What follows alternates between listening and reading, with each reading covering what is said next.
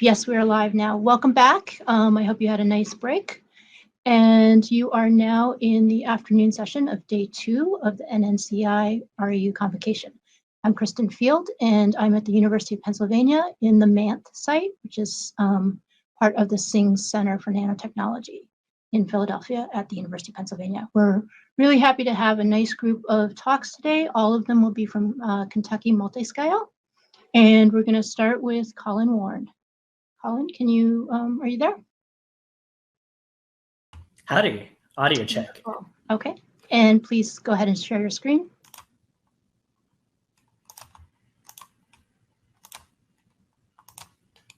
Perfect, okay. Start whenever you're ready. All right, so hi everybody. My name is Colin Warren. Today, I'm going to be talking and discussing some of the work I've been doing over the summer on 3-dimensional tracking of a microrobot using machine vision. So jumping right into it to give you an overview of what we're about to go over. First, of course, we'll introduce the robot. We'll go over the patterning of the film that we did manually. Then once we show, okay, we were able to manually pattern it, some of the work we did to actually automate the process, take the human out of it and basically allow the microrobot and then some control systems to do a lot of the work there. Show some data and then talk about what we'll do in the future. So first off, I want to talk about the microrobot. The microrobot is sAFAM, which stands for Solid Articulated 4-Axis Microrobot. It's this boy over here. So you see in this picture, this whole thing was assembled using the in-house Nexus microassembly station, which is just an assembly thing that we have that allows us to create and put together different micro and nano bots. You can interact it with a variety of different controllers. It's all built upon the Zyvex Lab snap connectors, which you can see here extruding out of the silicon dioxide wafer. And then over at the very tip here, this is what we call the end effector. On this end effector, we can mount a variety of tools. For this research, we ended up attaching an AFM tip, or atomic force microscopy tip. I'm sure many of you are familiar with the different use cases, but for those of you who aren't super familiar with this, you can use it for studying biological samples and their natural habitats non-invasively, nano imprinting, etc. So this is the robot I was working with for this summer. So how I was given this robot, my objective given by my mentors was to pattern a polymer film using this robot. And the spoiler alert is that we were able to do this. We were able to do this manually. Again, as we'll talk about the automated process we did for this whole talk. But as you can see here in the video, we have the arm. It's moving around, doing its thing. We have these little black dots that you see here. These are actually the little micro and nanometer sized dots. They're about 750 nanometers to 1.25 micrometers in size. And then you can draw a bunch of really cool, etchy sketch squiggles on the little patterning, at least the material we could pattern on. So that was cool. We were able to do this manually. Here's the manual setup again. We would have the robot right here. The polymer surface that we were imprinting on would go right here. And then, I would take my big hands, move these little knobs, and then you get the little video you see here of all the different dots. So cool. We were able to manually imprint the film. But then, of course, when you have the human doing it, they're not really accurate or precise. So you want to actually start integrating, some control systems into it.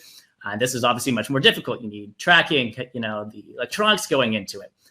So we're going to talk about today, the main part, about how we took the human out of the system and, automated that a little bit more. So first off, of course, we put together the setup. It's a lot like the setup you saw in the previous slide, but, no manual stage. You have the 2 microscopes perpendicular to each other. You have the robot in the middle. Off to the left here, you actually have the electronics that plug in and control the little button here. So that's pretty cool. So that's step 1. Step 2, okay, so you have the robot. You want to move it. Well, if you want to move it, you need to figure out where the robot is so you can figure out where to move it. Previously, how at least my advisors had instructed me to do is you take image J, you take a picture of the robot before it moves, and how it moves, and then where it is after it moves. You take an image J, you track the pixel displacement, and then from there you can determine for the given input voltage, how far has it moved. As you can tell, this is going to take a while because you have to physically take the pictures. Very time consuming. So what we did here, at least I decided, okay, we can do better than this. We can drive, self-driving cars and stuff like that. So what I did is I actually created a Python script, which took the live feed of the top and the side microscope cameras. You can see in this image off the top right. I'm able to live plot the position of the robot in real time, as you can see in this 3D live view. So yeah, I don't have to deal with ImageJ, then manually taking the photos every time. And this really expedites the process there. So that was step 2, create the machine vision. So step 3, of course, okay, now you know where the robot is. Let's go ahead and move it. Previously, how you did this, they had this nice little GUI where you went in, put in the voltages, typed in 5 volts, hit set. Not too bad. But again, if you have to do, hundreds, if not thousands of data points, this is, of course, very, spoiler alert, time consuming. So what I did is I wrote a Python script that automated the whole thing. So I could basically, put in the given test I wanted to run, hit play, walk away for 3 hours, and then the test would run itself. So yeah, I would run the test. Its test would export out a big set of data.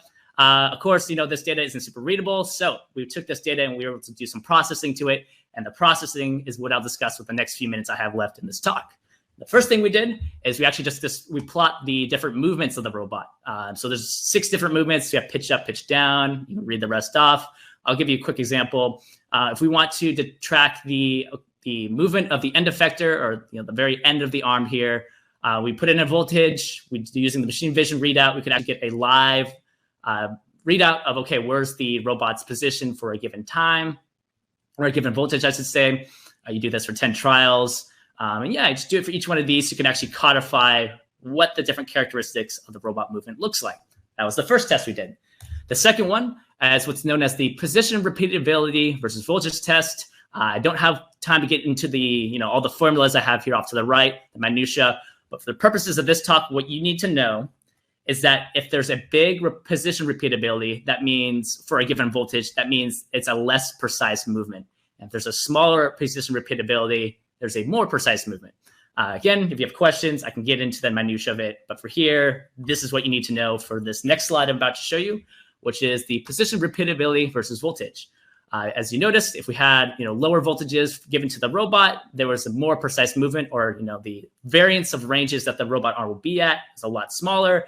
And then as you went up to higher voltages, you tended to get a lot more what's known as thermal coupling. You get multiple axes would tend to move because there'd be some voltage jumping over, and you tended to see the repeatability go up or the precision of the movements go down. So that was another graph we got. We also noticed something called, again, as we were talking about before, the kinematic coupling. So if we wanted to move the robot arm straight up, it actually wouldn't just move just straight up. It actually translated a little bit to the right. This is data that we had theorized before, but we hadn't had a robust enough system to actually track it. So this system was able to do it. Finally, we were able to create what's known as a workspace more precisely. Basically, what that means is you take a bunch of data points, and then you're able to plot out, okay, where can the robot arm move? Previously, using the humans, you were able to get a workspace of that range. Using about 2,000 data points, I was able to run a test over a few hours. We found, okay, we have actually a little bit larger workspace on most dimensions. This test, if we had someone actually do it, would have taken a few weeks or months. And, this one took a few hours. So that's pretty awesome. And in conclusion, again, as I have less than half a minute left, these are all the things we did. We did a lot of things. If you have questions about the things in more detail, ask them to me either in the 2 minutes I have for the questions or, of course, in the poster session. And finally, for future work, we're actually looking at, okay, now that you can make a map of displacement versus voltage, can you actually give a user input pattern, take the data points, and actually pattern out where do you want the robot arm to move? So far, as you can see here, we have a smiley face. When we try to pattern it out, it doesn't look super smiley because this internship ran out of time. So that's future work. Here are my references. Again, I want to give a big shout out to Dr. Popa and Andre and a bunch of the other team for helping me out. Yeah, I'll take your questions in the minute and a half I have left.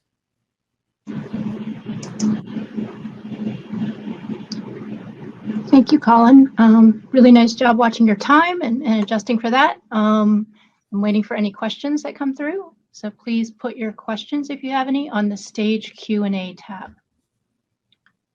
And while we're waiting, let me just ask you a quick question about what you thought was the most exciting, unexpected thing about your project. I don't know. A lot of it was actually pretty, at least for me, was pretty fun. I come from a mechanical engineering background, so I have some self-taught coding stuff. But a previous internship, I had some of machine vision, machine learning stuff. So it was really fun to be able to take that previous internship experience and then apply it in a place where, you know, I guess previously machine vision applications hadn't seen too much use case in it. So that was pretty fun. Really nice. And I hope you get to keep using those skills as well as build on them. Yeah. All right. Thank you, Colin. Awesome. No more questions came in, so we will move on.